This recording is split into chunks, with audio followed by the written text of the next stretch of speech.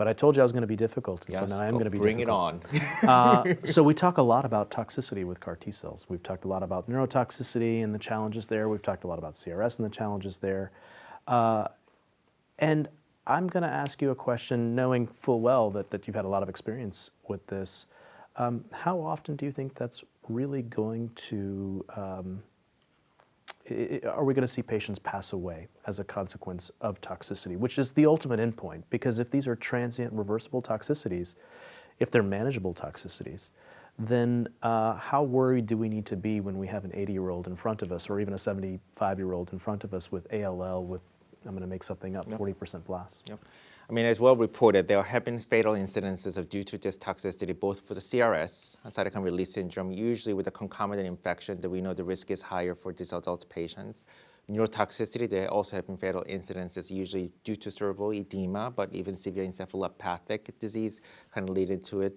So these are rare events, but having said that, these are real events that happen, and these are the ones that we worry. I think that's for all the reasons. CRS, to me, to some degree, is more predictable and then more manageable to degree, and then there are more modifications you may do. If somebody's having a high fever even before the T cells are go in, have uncontrolled infection, may not be the best person to infuse it. You may want to wait a little bit if you're able to before infuse the T cells.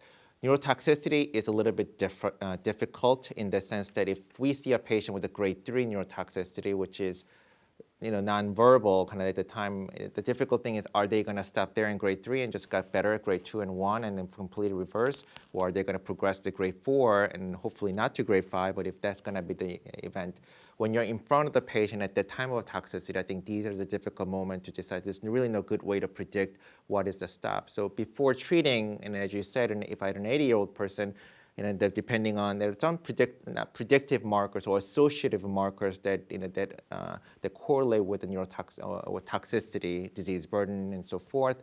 If I know high risk, I have to really think hard about kind of doing this.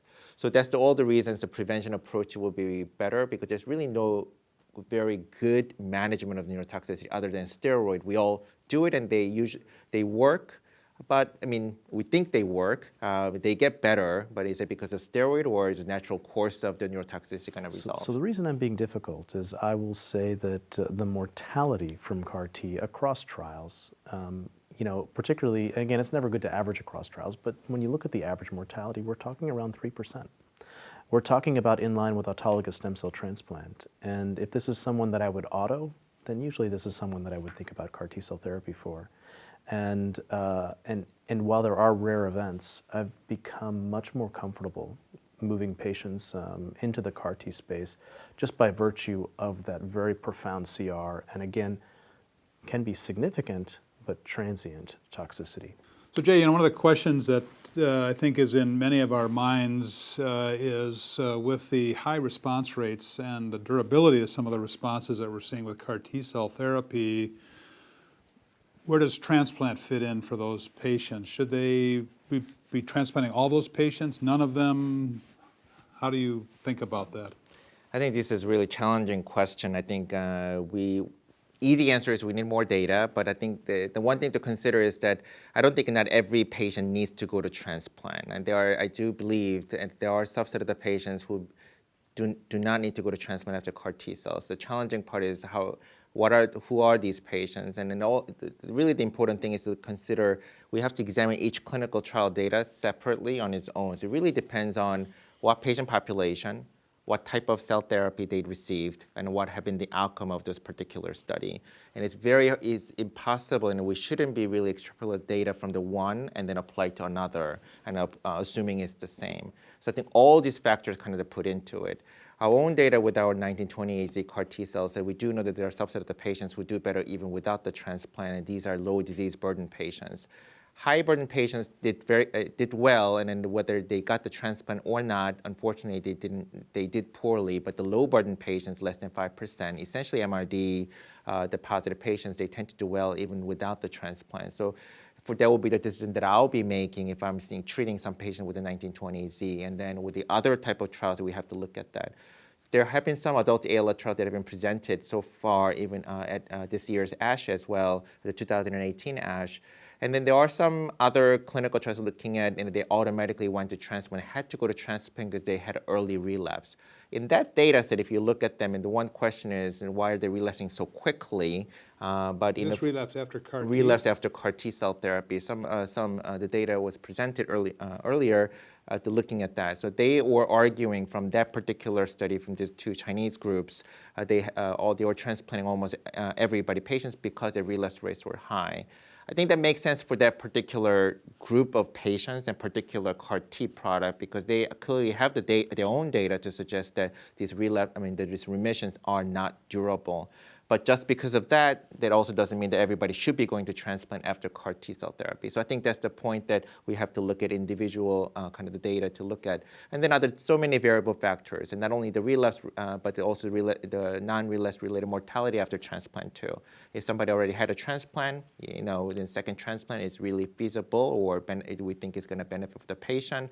But if it's a young person who never had a transplant, is it right or should we not think about the transplant? So in all this data, we need more time to kind of digest and then really fully interpret the data. But the one kind of my major take is that we have to look at individual data, clinical trial, and try to understand that a little bit more, and then not to apply one data to another and then generalize kind of all the data together.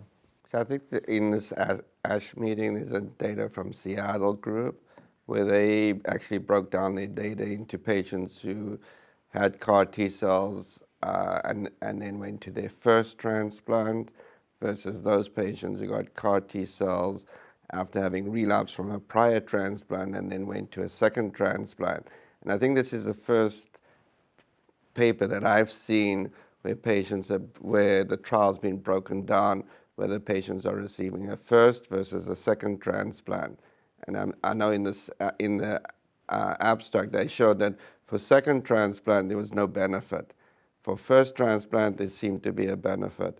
And then the other question is there some biomarker like B-cell aplasia when you lose, if you don't get that or you lose it, is that the time to do a transplant? Yeah.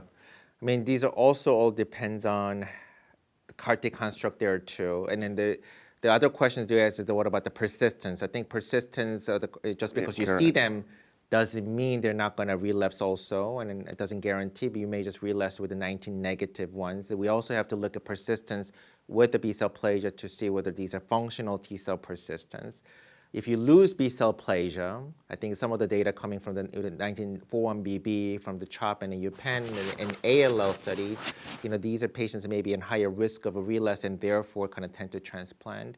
And whether it's going to be true for the 1928Z, which we haven't looked at as extensively to see whether it means the same for the 1928Z, which has a different cellular kinetics, less persistence, how reliable is that as a biomarker. I think we do monitor those patients much more closely, if not sending to transplant. So I think that definitely help us making that decision.